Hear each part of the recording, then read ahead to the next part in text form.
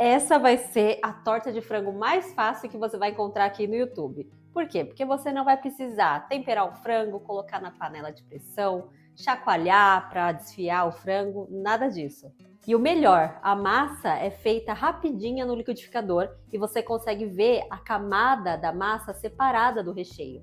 Não fica aquela coisa embatumada, misturando o recheio com a massa. Então a gente começa pré-aquecendo o forno a 180 graus e a xícara que eu vou usar aqui é a padrão de 240 ml. O frango que eu vou usar hoje, ele não te dá nenhum trabalho porque ele já está pronto. É aquele frango que sobra do domingo, sabe? De padaria. Todo mundo come a coxa, as asinhas, mas sempre sobra aquele peito que é um pouquinho mais seco. Então, sem desperdício, você vai pegar essa parte mais seca do frango que sobrou, desfia, tira todos os ossinhos para, não ter problema ali. Mas, se você quiser uma receita de frango feita do zero, desfiado ali na panela de pressão, deixa aqui nos comentários que eu trago pro canal, combinado?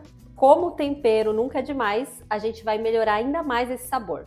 Então você vai refogar 4 dentes de alho amassados, uma cebola pequena com uma pitadinha de sal.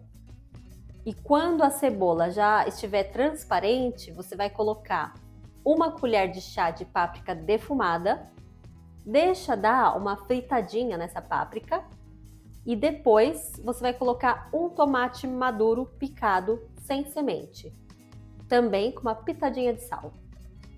Espera ele dar uma derretida e acrescenta 300 gramas de frango desfiado, uma lata de milho sem a água, umas 10 azeitonas picadas e 2 colheres de sopa de requeijão, para deixar o frango um pouquinho cremoso, Lembrando que ele é meio seco, então para deixar ele um pouco cremoso.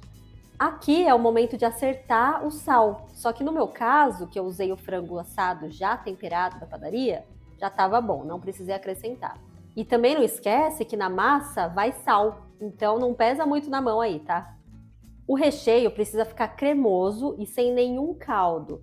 Se ficar muito úmido, pode embatumar. Recheio pronto, deixa ele esfriando enquanto a gente vai fazer a massa. Então no liquidificador você vai colocar 3 ovos, 3/4 de xícara de óleo, 1,5 xícara de leite, 1 dente de alho, ele deu uma sumida aí, mas tá lá dentro, viu?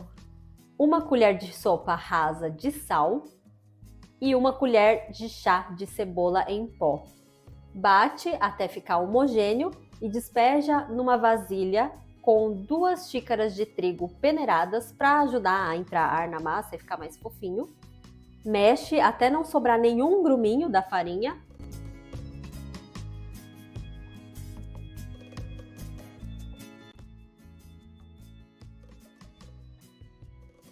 E finaliza com 1 colher de sopa bem cheia de fermento em pó.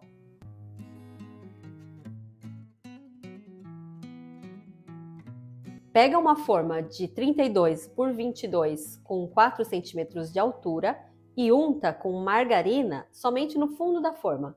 Mas por que untar só no fundo da forma?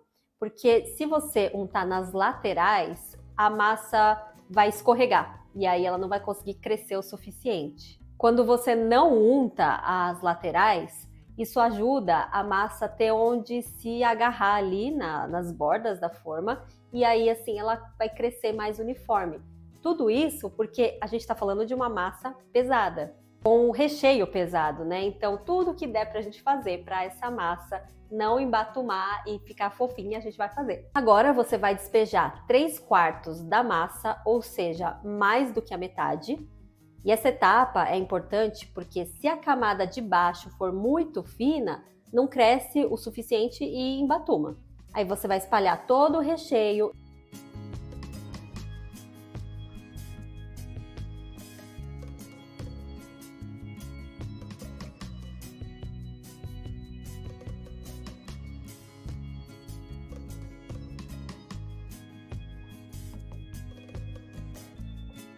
E termina de cobrir com o restante da massa.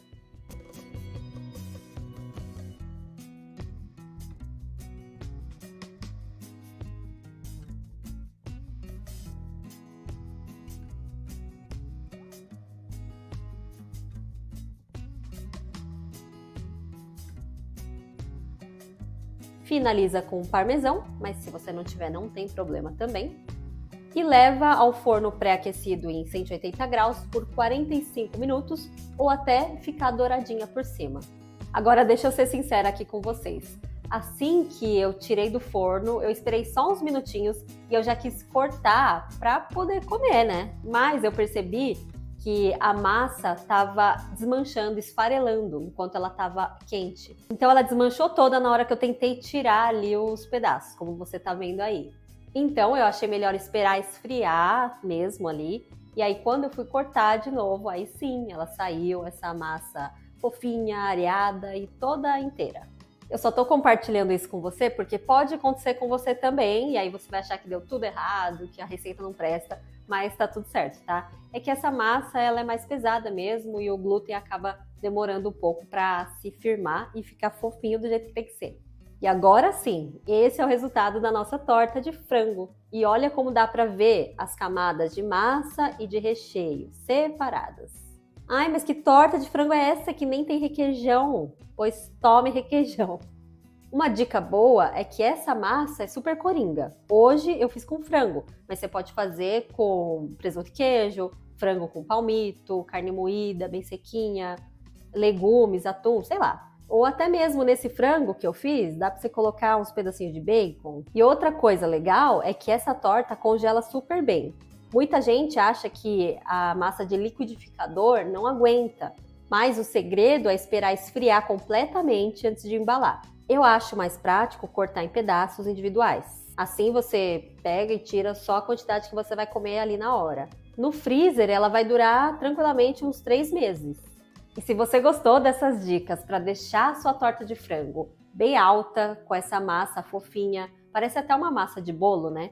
Eu tinha dificuldade de encontrar aqui no YouTube esse tipo de massa, que você consegue ver ali o recheio certinho. Geralmente acaba afundando o recheio ou mistura tudo e vira um negócio só. Enfim, compartilha com aquela pessoa que também estava procurando essa receita, que não aguentava mais fazer essas tortas assim que quando sai do forno tá linda, mas aí quando você vai lá cortar ela tá baixa, afundada. E é isso, eu vou ficando por aqui e até a próxima receita.